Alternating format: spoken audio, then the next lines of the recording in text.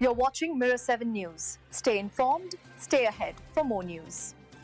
Big developments have emerged in the race to host next year's COP31 climate conference.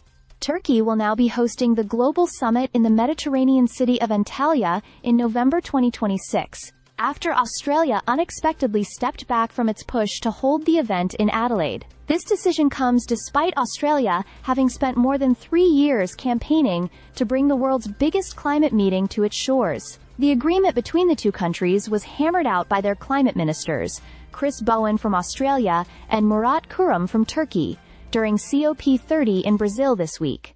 Under the deal, Australia will still play a leading role in the negotiations as the COP presidency, even though the physical venue will be in Turkey.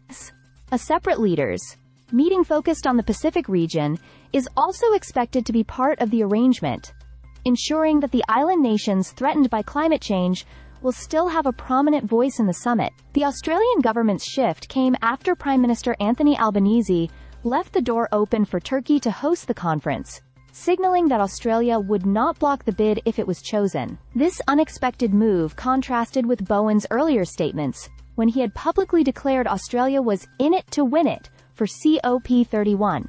Cabinet ministers reportedly contacted Pacific leaders to discuss the potential deal and ensure their interests would be represented, reflecting the government's focus on securing a positive outcome for the region. Observers have noted that the Australian position was complicated by conflicting messages within the government. While support for Adelaide remains strong among local leaders, including South Australia's Premier Peter Malinauskas, the federal government expressed frustration over the UN's opaque decision-making process. Critics also raised concerns over the potential costs of hosting COP31, which were estimated to exceed $1 billion Australian dollars. If no agreement had been reached, COP31 would have defaulted to the UN's climate headquarters in Bonn, Germany. However, the Germans reportedly did not wish to host the event, which typically attracts tens of thousands of delegates and runs alongside the world's largest green industry trade fair. By stepping back on the venue, Australia avoided a potential deadlock while maintaining influence over the negotiations and ensuring the Pacific nations remained part of the conversation. As the clock ticks toward final decisions,